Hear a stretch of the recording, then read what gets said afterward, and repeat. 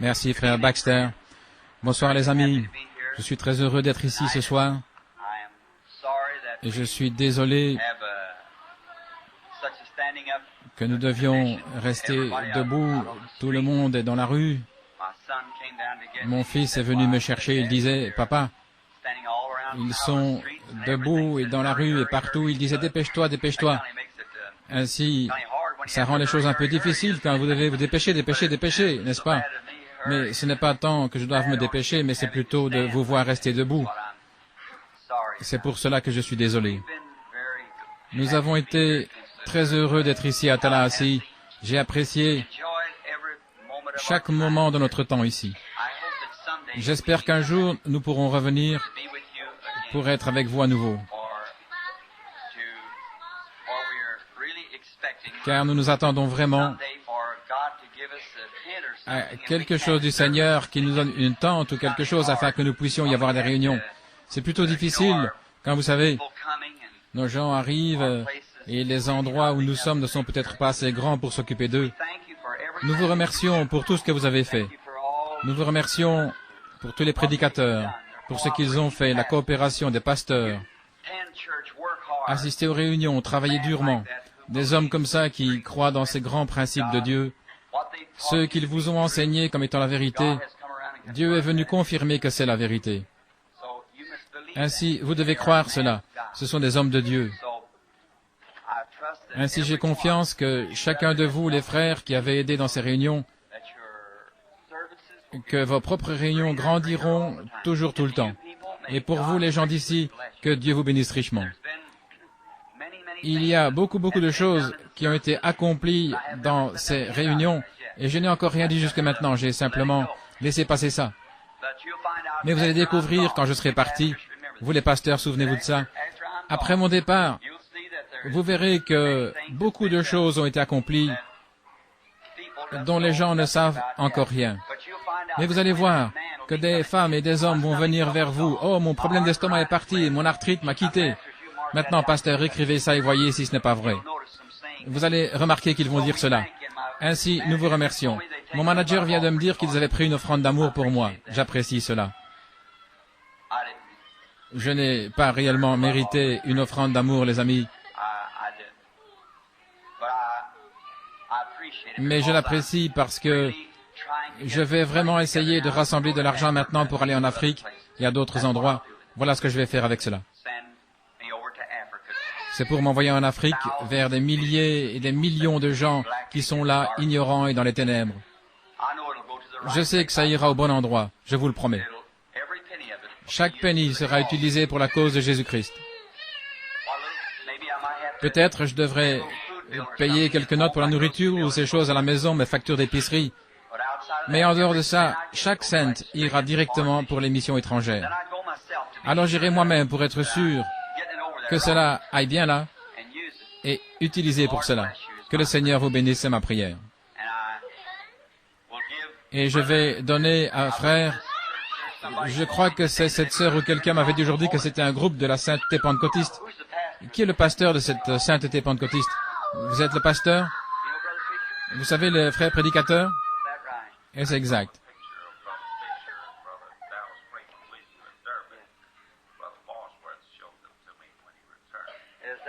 Est-ce vrai? Eh bien, c'est formidable. Certainement, frère Freeman et moi-même et frère Fisher, nous sommes tous de très bons amis. Je leur donnerai certainement la nouvelle que nous avons eu une véritable réunion ici, dans l'église de la sainteté pentecôtiste, quand je leur dirai que le Seigneur était avec nous ici. Que le Seigneur vous bénisse tous, chacun de vous. Et maintenant, ce soir, alors que vous êtes debout, je vais lire une écriture, et puis nous commencerons à prier pour les malades, juste dans quelques moments. Je sais que vous êtes fatigués de vous tenir debout. Je sais qu'il y en a à l'extérieur et au sous-sol et partout qui sont fatigués de rester debout. Je souhaiterais pouvoir faire quelque chose. Je souhaiterais simplement qu'il y ait quelque chose en mon pouvoir que je puisse faire et me lever et bénir chacun ici au point de simplement louer Dieu et bénir Dieu et que chacun soit guéri et puisse s'en aller, qu'il n'y ait aucun malade ou infirme. N'aimerais-je pas faire ça? Oh, si je pouvais, je le ferais maintenant même. Mais ce n'est pas en moi de le faire, je ne le peux pas. Je suis simplement un homme. La seule chose que je puisse faire, c'est d'offrir une prière pour vous et vous dire la vérité. Et si, en étant dans les réunions, quand les gens viennent, c'est quelque chose que les prédicateurs ont prêché, ou votre pasteur, il y a de nombreuses années, vous avez prêché que Dieu ferait ces choses. Cela ne fait que confirmer ce que vous, les pasteurs, vous avez prêché, ce qui allait arriver. Et en faisant cela, humblement, je fais de mon mieux ce soir pour vous apporter l'Évangile de la manière dont je crois que Dieu a ordonné que je dois le prêcher. Voulez-vous le recevoir? Et alors croyez simplement exactement que c'est la vérité. Maintenant, pour vous à l'extérieur et au sous-sol, et vous qui n'êtes pas capable en ce temps-ci de voir le Seigneur Jésus-Christ, qui, par ses souffrances et sa mort au calvaire, a acquis la guérison pour chaque mortel au monde. Chaque personne qui existera jamais au monde. Jésus a déjà payé le prix, et aux yeux de Dieu, vous êtes déjà guéris. Il n'y a aucune maladie aux yeux de Dieu. Vous êtes déjà guéris. Chaque pécheur ici, à l'intérieur ou à l'extérieur que vous soyez, vos péchés, pour autant que ça concerne Dieu, vous sont pardonnés maintenant. Mais si vous ne l'acceptez pas, alors quand vous viendrez dans sa présence, sans le sang de Jésus sur vous, comme un fils ou une fille, alors vous serez condamnés quand vous arriverez là. Le jour où vous en mangerez, ce jour-là vous mourrez. Maintenant, vous ne devez pas mourir dans cet état. Vous ne pouvez pas vous empêcher d'être un pécheur parce que vous êtes né pécheur, mais vous pouvez faire en sorte de ne pas rester un pécheur. Car aux yeux de Dieu, le péché est déjà couvert. Il ne pouvait pas regarder le péché. Il est juste et souverain. Dieu ne peut pas regarder le péché, il est saint. Mais le sang de Jésus se tient comme un pare-choc sur une voiture. Chaque fois que vous péchez, le pare-choc Jésus-Christ vous attrape à votre péché avant qu'il n'atteigne Dieu. N'avez-vous pas honte de la manière dont vous l'avez traité? Je me souviens un jour quand j'étais là et je voyais ce qu'il a fait pour moi. Je me suis traîné humblement vers lui. Et là, mon nom était sur un livre. Oh, tout ce qui était écrit là. J'ai dit, Seigneur, veux-tu me pardonner? Et à ce que j'ai pu voir, il a pris sa main, il a plongé dans son côté, il a dit oui. Et il a écrit en travers ce livre, pardonnez. Il a refermé et il l'a envoyé dans la mer de l'oubli. Et je suis heureux depuis ce moment-là. J'essaie de mon mieux, à mon humble manière, de dire à chaque mortel sur la terre, Jésus-Christ vous aime, il est la seule chose qui retient la colère de Dieu sur vous. Recevez-le comme votre sauveur personnel. Et quand vous avez fait cela, maintenant, il a aussi été meurtri sur son dos. Et par ces meurtrissures, nous sommes guéris. Ou plutôt, nous avons été guéris. Non pas nous serons, mais nous avons déjà été guéris. Chaque personne a été guérie. Et maintenant, la seule chose à faire, c'est de croire premièrement dans votre cœur avant de pouvoir le dire. Si vous le dites simplement des lèvres, ça ne vous fera pas de bien. Mais voyez-vous, ce n'est pas quelque chose de superficiel. Ce n'est pas simplement quelque chose... J'ai entendu quelqu'un dire hier soir dans une émission, chaque personne qui croit a été remplie du Saint-Esprit. Maintenant, sans être en désaccord avec ce prédicateur, mais il n'a probablement pas simplement compris les Écritures. Paul, dans Actes au chapitre 19, a demandé à ces baptistes-là s'ils avaient reçu le Saint-Esprit depuis qu'ils avaient cru.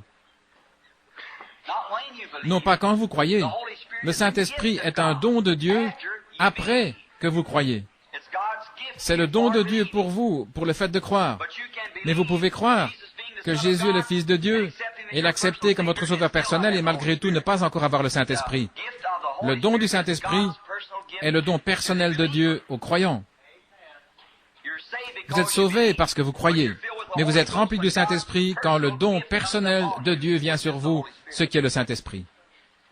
Maintenant, vous voyez, ce n'est pas quelque chose de superficiel, c'est quelque chose de profond. Nous ne sommes plus des bébés. Nous sommes des hommes et des femmes.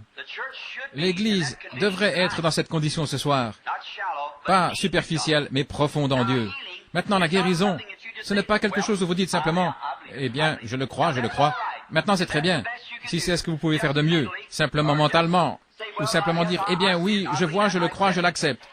Alors, si vous l'acceptez sur cette base, continuez de le dire sans cesse. Dites-le à haute voix. Dites-le sans cesse, répétez-le. Continuez simplement de dire, je suis guéri, je suis guéri. Dites-le jusqu'à ce que réellement vous le croyez. Et quand vous le croyez, alors ça va arriver. N'ayez pas de témoignages négatifs. Chaque fois quand vous confessez, eh bien, je me sens encore mal aujourd'hui, je pense. Alors vous voyez, vous retournez directement dans le même sillon où vous étiez au commencement. Il n'y a aucun homme ou aucune femme ici étant baptisé du Saint-Esprit qui ne commencerait sa confession en disant « Je crois que j'ai perdu le Saint-Esprit, je crois qu'il est parti loin de moi, je crois... » Vous allez vous effondrer, vous n'arriverez jamais. Écoutez attentivement, vous ne pourrez jamais vivre au-dessus de votre confession. Jésus est le grand prêtre de notre confession, n'est-ce pas vrai? Maintenant, Hébreux 3.1. Et n'importe quel érudit sait que le mot profession, c'est confession, aussi c'est la même traduction. Maintenant, il est assis à la droite de Père pour intercéder sur quoi? Sur notre confession. Il ne peut rien faire pour vous avant que vous confessiez premièrement qu'il l'a fait. Voyez-vous? Quand vous avez accepté, maintenant, je n'ai pas été sauvé, je ne suis pas sauvé ce soir parce que je me réjouis, que je pousse des cris. Ce n'est pas ça. Je ne suis pas sauvé parce que le don de Dieu agit à travers moi. Je suis sauvé parce que j'ai rencontré les conditions que Jésus-Christ requiert de moi. Je suis sauvé selon la Bible. Voyez-vous? N'est-ce pas vrai? Et non pas parce que je sens que je suis sauvé. Satan peut vraiment vous mener par le bout du nez avec vos sensations. Mais il ne le peut pas quand c'est ainsi dit le Seigneur. Il ne peut pas agir ainsi, il ne peut pas contrecarrer cela. Ça va le vaincre. Maintenant, quand vous croyez que vous êtes sauvé, là, assis à votre place, où que vous soyez, vous l'avez accepté, vous avez commencé à le confesser, à dire aux gens que vous étiez sauvés. Eh bien, vous avez continué de dire, je suis sauvé. Les gens disaient, je ne vois pas de différence en toi, mais vous avez cru qu'il y en avait une, n'est-ce pas vrai? Et vous avez maintenu votre confession, et après un temps, cela a produit la justice. Tous vos voisins et tout le monde sait que vous êtes sauvés maintenant. Parce que vous l'avez cru, vous l'avez confessé. Eh bien, qu'est-il arrivé? Qu'est-ce qui a changé? Il est le souverain sacrificateur de votre confession, assis à la droite du Père, pour confirmer ce que vous avez confessé. Maintenant, c'est la même chose avec votre guérison.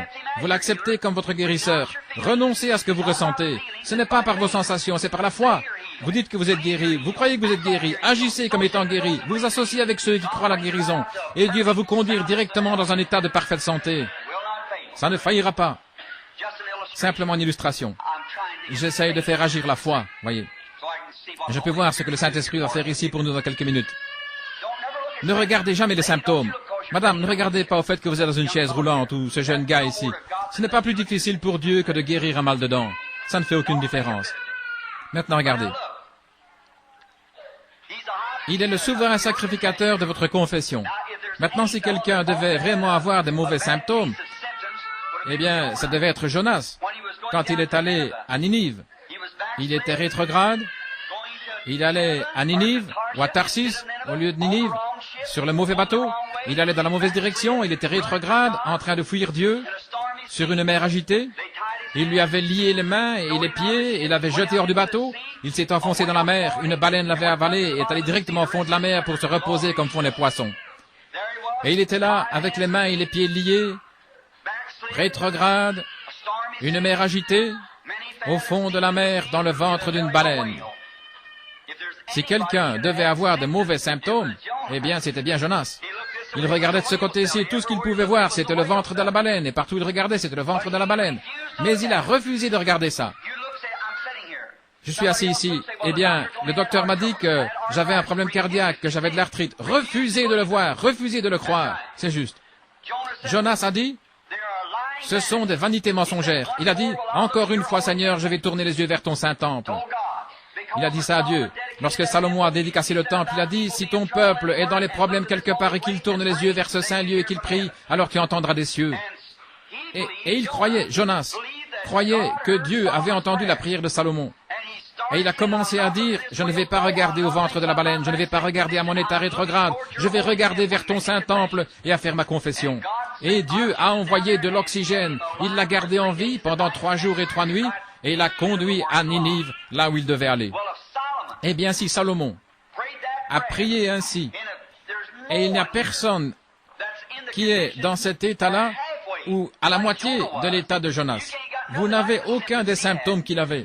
Eh bien, si lui, dans cet état, a pu regarder vers le temple construit de main d'homme et un être de cette terre, un homme, Salomon, qui avait prié, et s'il avait pu avoir foi dans la prière de Salomon, combien plus devrions-nous, vous et moi, ici ce soir, regarder au trône de Dieu où Jésus se tient à sa droite avec son sang là pour intercéder sur base de votre confession. Refusez simplement d'avoir les symptômes. Les symptômes, c'est quelque chose comme demain, quand vous rentrez à la maison, là où vous êtes, l'agent des postes va venir vers vous en disant, « Vous êtes bien, Madame Doe? Oui, j'ai un cadeau pour vous. » Très bien, qu'est-ce que c'est? Et il vous tend un panier ou une boîte. Et vous entendez quelque chose qui bouge là-dedans dans cette boîte. Et vous regardez, c'est une boîte remplie de serpents. Des serpents à sonnette. Eh bien, vous ne voulez pas ça? Alors vous dites, « Je ne veux pas ça. Oh, mais c'est à vous. Quelqu'un l'a envoyé pour vous. Voici votre nom. Votre nom est écrit ici. C'est quelqu'un qui vous l'a envoyé. Ces serpents, ils sont à vous. Vous devez les prendre. » Maintenant, dans un certain sens, ils sont à vous, mais dans un autre sens, ils ne sont pas. Quelqu'un vous les a envoyés, mais ils ne sont pas à vous avant que vous ne signiez comme quoi vous les avez reçus. Et quand vous signez, alors vous les recevez et ils vous appartiennent. Mais si vous refusez de signer, il doit les reprendre et les ramener à la poste. Et la poste doit renvoyer le colis à celui qui vous l'a envoyé, n'est-ce pas? Eh bien, ne signez rien de ce que le diable vous amène. Non, refusez simplement. Dites, ça ne m'appartient pas, Satan, reprends ça. C'est tout, je ne le veux pas. Refusez d'avoir votre maladie, votre arthrite, quoi que ce soit. Je n'ai tout simplement pas.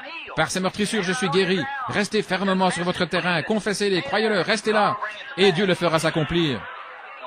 Peu importe ce que c'est, croyez-le simplement. Très bien. Vous êtes un bon groupe de gens. Moi, je ne suis pas tellement un prédicateur, mais j'aimerais certainement vous parler un peu ce soir, mais je ne peux pas. J'ai prié pendant des heures maintenant pour avoir l'onction de la guérison, et je puis alors revenir et commencer à prêcher. Ce ne serait tout simplement pas la chose à faire. Je désire lire une écriture, et puis nous appellerons la ligne de prière. Saint Jean chapitre 5, en commençant au verset 33. Écoutez attentivement maintenant. Vous avez été voir Jean, et il a rendu témoignage à la vérité. Pour moi, ce n'est pas d'un homme que je reçois le témoignage, mais je dis ceci afin que vous soyez sauvés. Jean était la lampe ardente et brillante, et vous avez voulu vous réjouir pour un temps à sa lumière. Mais moi, j'ai un témoignage plus grand que celui de Jean, car les œuvres que le Père m'a donné d'accomplir, ces œuvres mêmes que je fais, témoignent de moi que c'est le Père qui m'a envoyé. Courbons la tête un instant partout si vous voulez. Maintenant, dans une profonde sincérité, les amis à l'intérieur et à l'extérieur, partout, regardons à l'initiateur de notre foi et à celui qui l'amène à la perfection, qui a promis que si 2 ou 3 se rassemblent en son nom, il serait là. Maintenant, Seigneur, nous croyons que tu es ici même. Nous venons, Seigneur Dieu, dans le nom du Seigneur Jésus, parce que nous n'avons pas de nom ou de mérite propre pour venir près de toi. Si nous venions en notre propre nom, tu ne nous recevrais pas. Mais nous sommes tellement profondément concernés ce soir au sujet des gens malades et l'état de tes enfants, au point de venir en plaçant le nom de celui qui a promis que si nous venions en son nom, tu entendrais notre Seigneur Jésus-Christ. Tout ce que vous demanderez au Père en mon nom, je le ferai. Ainsi nous venons en son nom, en sachant que le Dieu du ciel, le grand Amoya, et il jette les regards sur cette église ce soir et dehors, à l'extérieur et au sous-sol. Ces grands yeux au rayon X de Dieu qui percent jusqu'à l'âme de l'homme. Rien n'est caché, tu connais tout, tu connais chaque personne. Pas même un moineau ne peut tomber dans la rue sans que tu ne le saches. Combien plus es-tu au courant que nous sommes en train de prier maintenant? Père, veux-tu faire cela pour nous ce soir? Si j'ai trouvé faveur à tes yeux, Seigneur, j'ai essayé de mon mieux de te servir, et tout ce que je sais, en sachant que j'ai fait beaucoup de fautes et que je mérite d'être retranché ce soir, mais c'est par ta grâce, Seigneur, si nous sommes ici. Seigneur, comme tu me l'as dit, tu m'as envoyé pour prier pour les malades. J'ai essayé d'être humble. Je ne devais pas aller à des grands endroits. Une petite église, c'est très bien pour moi. Juste simplement, là où tu désires que j'aille, j'essaierai d'aller. J'ai toujours essayé de donner l'honneur et la gloire à Jésus-Christ, notre Sauveur, essayant d'accomplir l'œuvre que je sens qu'il a commencé là-bas. Et il a promis d'être avec les gens jusqu'à la fin du monde, en lui donnant toute la louange et la gloire. Maintenant, Seigneur, abaisse ton regard vers ce groupe de gens qui sont en train d'attendre. Envoie le grand Saint-Esprit de Dieu sur eux. Et puisse, pourrait-on dire, l'ange de la guérison étendre ses grandes ailes au travers du bâtiment ce soir et éteindre toute incrédulité, et qu'il y ait une telle grande joie dans le camp après un moment, au point ils vont simplement courir sous sa bénédiction au Seigneur et attendre, et puissent les gouttes de miséricorde et de foi tomber de ses ailes sur chaque personne au point où ils vont simplement laisser tomber tout péché, toute entrave, et être libres et venir le servir et être guéris de leur maladie. Et quand nous rentrerons à nos demeures respectives ce soir, ô Dieu bénis chacun, puissions-nous dire comme ceux d'Emmaüs, nos cœurs ne brûlaient-ils pas en nous à cause de sa présence. Oh Dieu, bénis cette petite église, bénis chaque église qui coopère, et un jour, Seigneur, accorde, si c'est ta volonté, que nous puissions revenir dans cette aimable cité pour avoir un réveil à l'ancienne mode, de nombreuses semaines, et que beaucoup de choses s'accomplissent, car nous le demandons au nom de Jésus. Amen. Merci. Et maintenant, commençons ce soir. Ils ont donné de nouvelles cartes de prière à un tout nouveau groupe. Et commençons avec la lettre M. Et maintenant, nous ne pouvons pas voir trop de personnes en même temps. Combien de personnes pourraient se tenir debout ici? Très bien. OK. Les pasteurs et frères Baxter ont suggéré que nous appelions simplement 3 personnes à la fois parce que nous pouvons avoir à rester debout. Très bien, c'est simplement parfait. Nous allons commencer avec le premier. Qui a la carte M1? Où est-il? M1. La carte de prière M1. Regardez votre carte de prière. C'est une petite carte comme ceci. Et vous avez votre nom et votre adresse devant. Et de ce côté-ci, il y a une lettre. Une lettre M. Ça doit être 1. M1, M2, M3. Voyons si vous pouvez les avoir. Il y en a, je pense, qui sont peut-être à l'extérieur et d'autres à la réunion de l'après-midi. Il y a peut-être des personnes au sous-sol. Où que vous soyez, si vous avez la carte de prière commençant par la lettre M, soyez prêts maintenant à être appelés. Nous avons M1, M2, M3.